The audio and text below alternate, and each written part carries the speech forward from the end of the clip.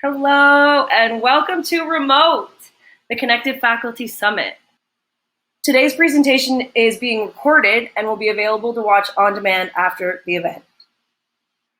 Now, on to the presentation, Transform Engagement, Interaction, and Online Course Design. Discussing today's topic is Dr. Michelle Hampton, a professor at Cuyahoga Community College. Now let's get started. Good afternoon. Online learning is like a seesaw. It has its ups and it has its downs. On the positive side, online learning increases educational access. So students have the flexibility of logging into their course whenever it's convenient for them, wherever it's convenient for them. On the downside, online learning can present educational challenges. If you're not careful, an online learning environment can feel sterile, students can feel disconnected, and not be very effective for learning. Students report that a lack of student engagement is the primary barrier to learning in their online classes. Interaction is a critical component of student engagement. Research supports the need for social interaction in online courses. Social interaction in the online course room directly correlates with student achievement. Increased levels of social interaction correlate with increased level of student achievement. Positive student interaction builds a sense of community and belonging, and this results in a positive attitude from students regarding their online course room experience. A sense of community or belonging to a group also leads to student success and learning. As such, interaction is the glue that holds the learning environment together. There are three primary components of interaction: student to instructor, student to student, and student to content. I've listed examples under each. Let's start with student to instructor. It's important to make sure that you have visual presence of the instructor. You can do this by recording yourself on videos. You can use avatars. I will show you an example of an avatar that I use as my electronic course guide in my economics class. So an avatar is an example of visual presence of an instructor. You don't always have to record videos live. I use my avatar as an electronic guide for my online courses. Hopefully you agree she looks something like me. She gives an introduction to the week, and here's an example. Hello and welcome to Econ 2620 Microeconomics. I am Professor Hampton's electronic guide for this course. This week we will cover Unit 1, Economic Fundamentals, which focuses on the basic premise that underlies economics. Economics is defined as the study of choices people make to attain their goals, given their scarce resources. In short, people have unlimited wants with limited resources. Rather than reading a traditional textbook, there are videos provided that illustrate the important concepts in this chapter. Your homework adapts to how well you are grasping the concepts and adjusts to create an individualized path for you to learn the unit content. Exercises are located in Connect to help reinforce the concepts from the unit.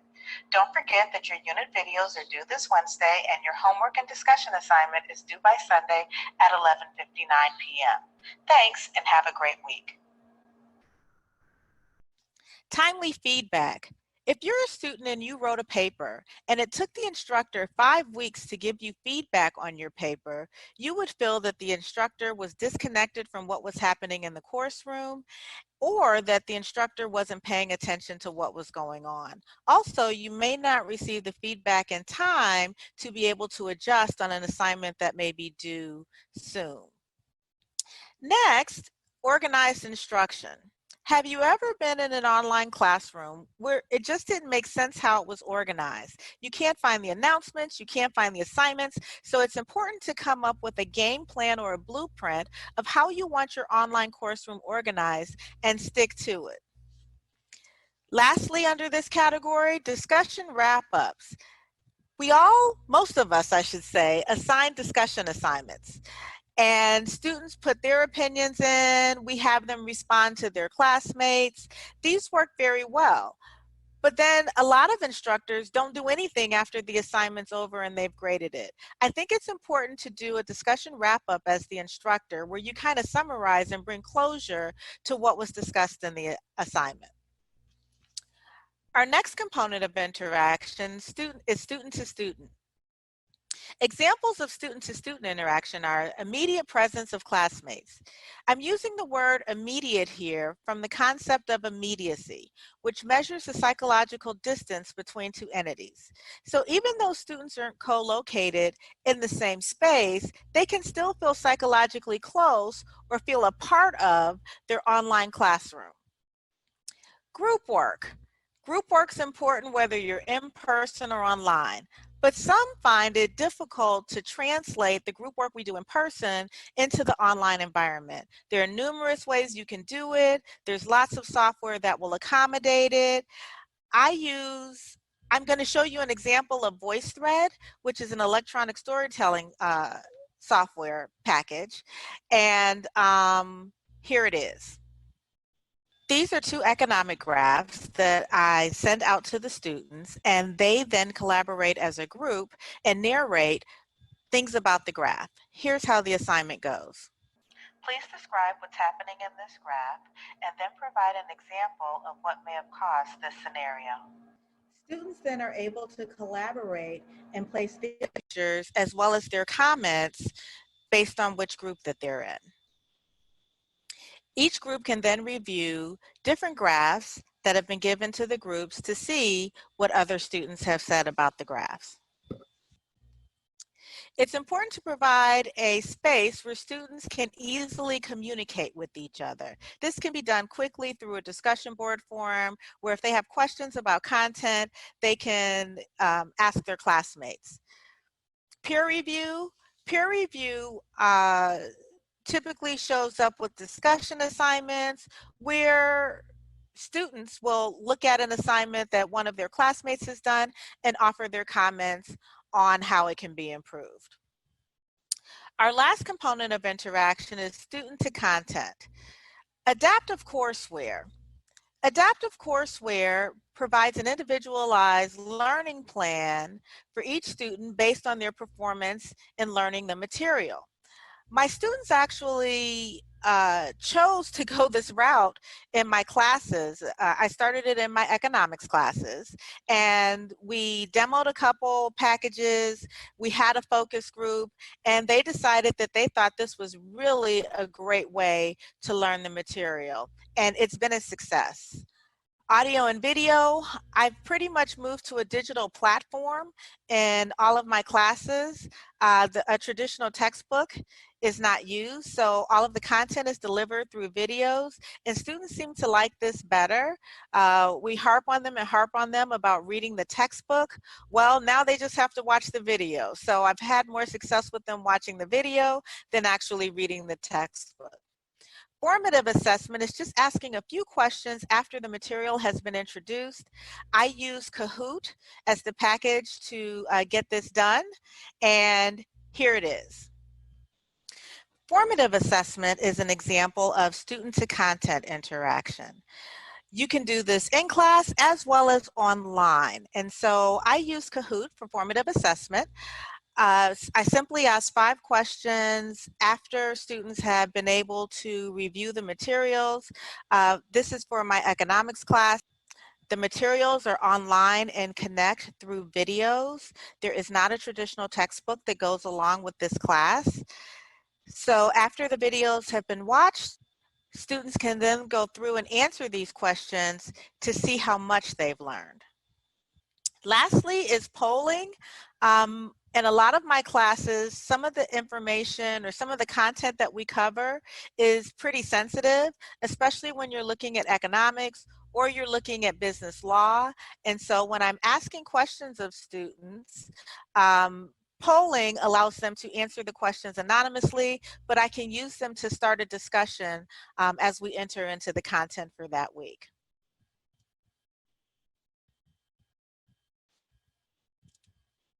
I hope that you take what you've heard today and do something wonderful with it. Thank you for your time and your attention.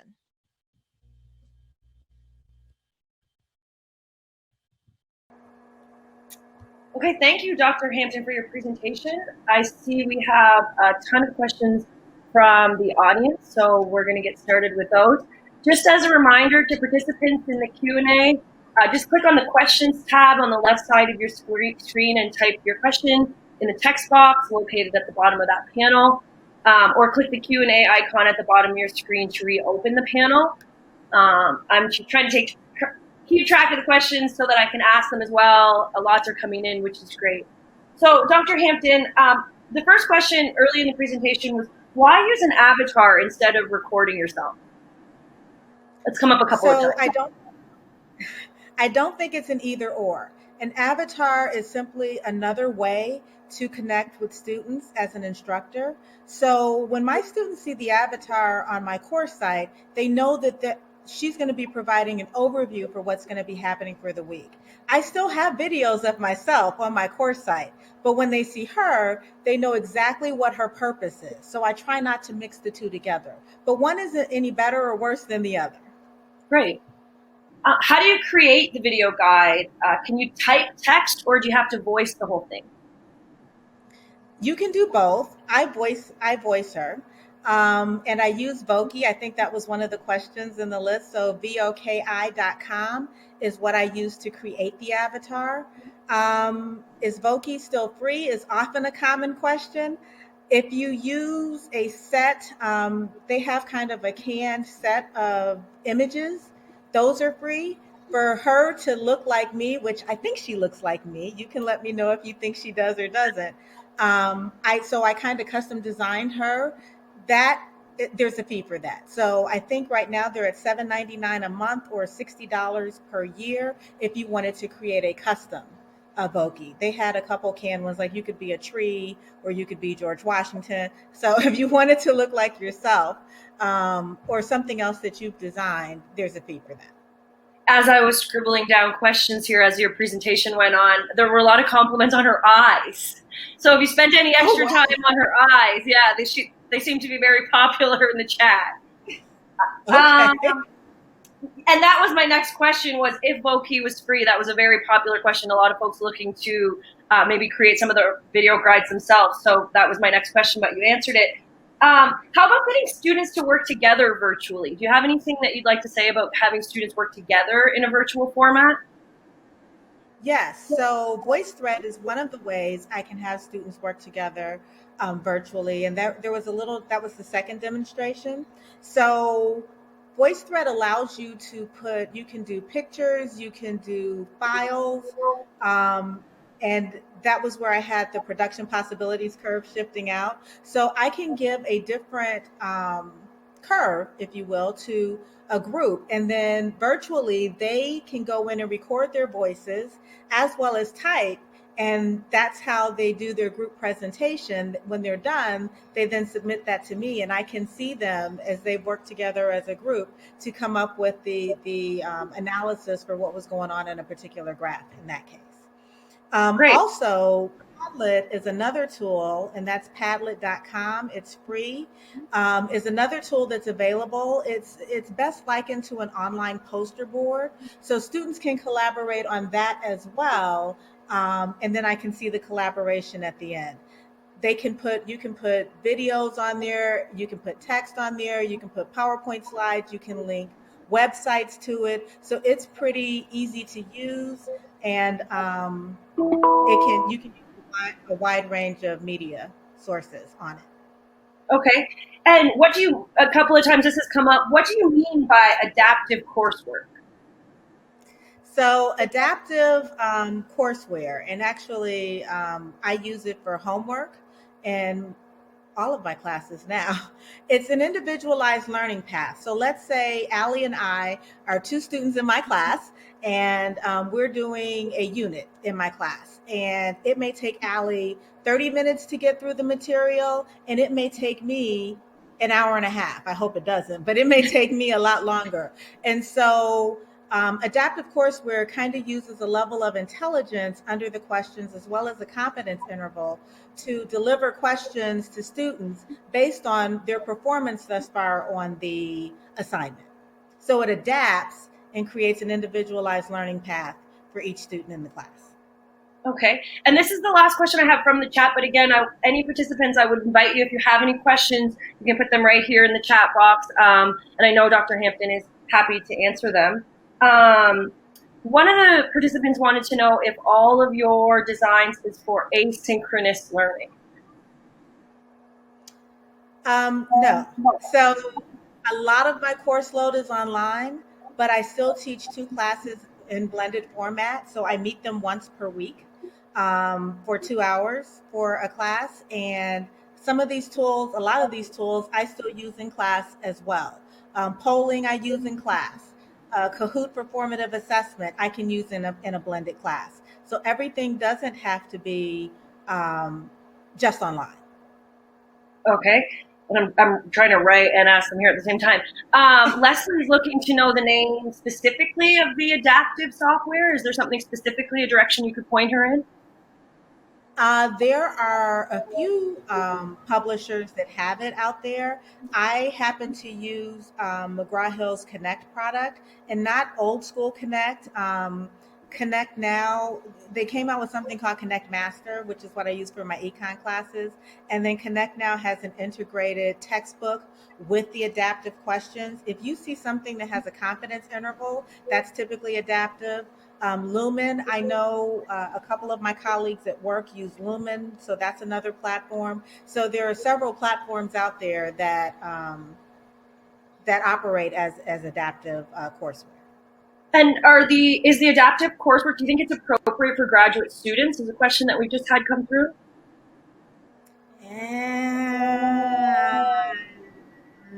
I think it does a really good job on concept. So it kind of bridges the gap between introducing the concept and the beginning of applying the concept. It might not be up to graduate level. They might find it very going through it, but it's great, I think, for introducing concepts and then starting to apply the concepts. And how can we replicate synchronous group work in which the instructor can observe students, identify when they need help, join the group, etc.? Is there any way to replicate this in an online platform? The only way, the only thing that comes to mind without having really researched it is, you know how when we all took freshman English in college and we had to do peer reviews, right? And if you think about it, the instructor, as an instructor, you could check in with students as they're doing their peer review. So that would be a way to kind of get them to work in a group, check in with them at some kind of milestone, and a peer review might be a good place where you could check in with them. Great. And what about, I appreciate this question. Do you have any suggestions for tools for students with special needs? Well, a lot of times it comes up with Voki. And so if I have students that are hearing impaired, I do have written transcripts of everything that she goes through each week. So I make those available. Special needs is such a broad category. I think it depends on the need. We actually have a division at our school, and I think most schools have it, that will work with me and the student if a need comes up and somehow the course is not meeting that need. And we've got instructional designers, if I need that kind of help, to help meet that need. So I haven't come up with, a student hasn't come up with a need yet that we haven't been able to accommodate. Okay. Dr. Kate O'Neill is looking to find out, it seems like a lot of these tools are predicated for students that have up-to-date software, computers, high-speed internet. What suggestions do you have for a situation where students only have cell, mobile, or limited and weak internet connections? So cell phones, everything that I've talked about works on a cell phone. Limited internet connections, I don't have a solution for that one. I know that prior to COVID-19, some students would come to the computer lab to complete their work. And actually now the lab is open, I think as of 2 weeks ago, 2 days a week, because we are in summer classes now. I don't know of anything an instructor can do for an unstable internet connection, but everything else that I'm using does work on a cell phone. Great. And back to this asynchronous environment, they're looking to know which you prefer.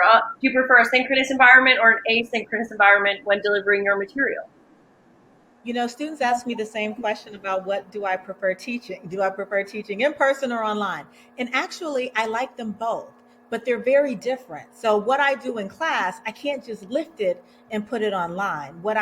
How I teach online, I've designed it to be delivered in an online platform. So I can't say that I like one better than the other. That's why I still keep a couple blended classes, because I need to see students during the semester. So all of my classes aren't completely online, but my schedule is pretty heavily online if you look at it. And how are you dealing with meaningful graded assessments in your classes other than Kahoot? Actually, Kahoot isn't really even graded. It's there so they get 5 points for coming to class and kahooting with me, listening to the lecture and kahooting with me and participating. So it's what I came up with to keep my blended students coming to class, because it's very easy just to do your work online and never show up for class. So that kind of gives them motivation to keep coming to class.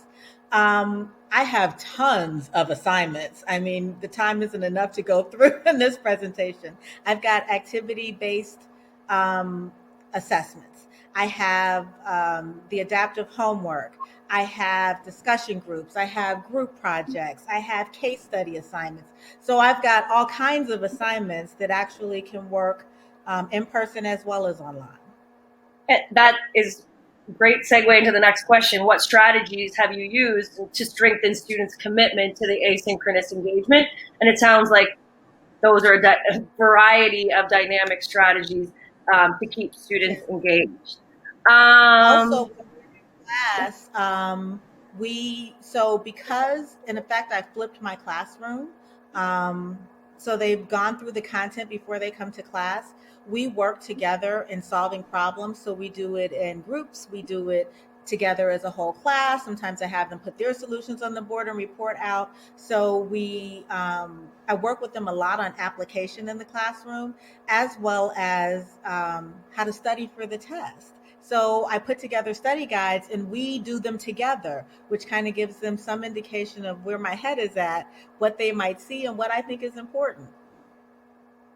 And what about tips for keeping online courses organized? I know as an instructor who just for the first time taught in the fall online, I'd love to hear some of your tips for keeping online courses organized.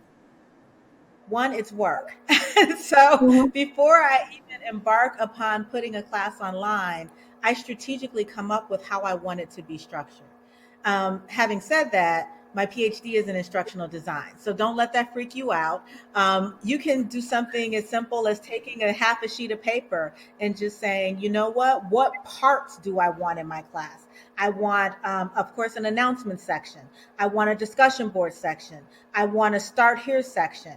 I want a how to navigate this course, a syllabus section, a place where students can get together and ask questions. That's the beginning of designing your class. And then as you create elements of your class, make sure you're putting them in a place that makes sense, where students can find them, where it's intuitive, like, oh, if I have a question for another student, that's probably somewhere on the discussion board. So let me go over there. So it's coming up with the strategy of how you want your course designed and then adhering to that. And what about sort of along the same lines, but we talked about engagement with students. How about managing the academic integrity issues in your assessments in an online platform? Yes, which is very important to me as well, especially with such a large part of my course load being online. So when I give an assessment, the questions are pooled. So I may be pulling 20 questions out of a pool of 300 questions. So no two students gets the same assessment, if you will. So if they were sitting next to each other, they would have different questions. So I use pooling a lot. I pull them for exams. I pull questions for quizzes. That really helps. Also I have a midterm and a final case assignment. in one of my classes, and I create 4 versions of it. So 4 versions of the midterm case assignment. Students only have to do one, and it's password protected. So that way they're not able to share answers. So wherever possible, I try to create individualized, as at least randomly generated assessments to minimize, people cheating.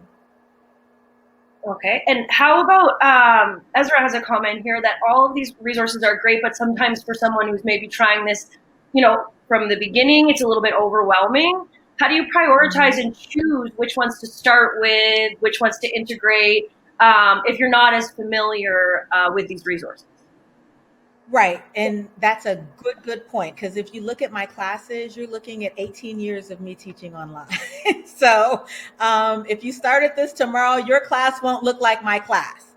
Probably if I had to pick one thing to do, would be to add some kind of video component, whether it's you, whether it's an avatar. I think that's a big bang for the buck because it kind of pulls students into the learning environment, and everything isn't so text-based. So that's kind of the first thing I would do to diversify how I'm presenting the information to students.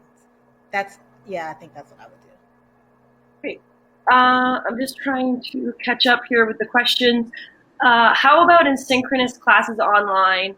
How would this option compare to asynchronous delivery in terms of getting the best of both worlds? I know we kind of touched on that earlier in the presentation. Yeah, I'm not quite sure I understand the question. Okay, let's see. I'm going to read it again here, maybe. Okay. I'm just going to move on to the next question because I think basically what they're talking about is similar to what you said, which you prefer and why. I think we kind of.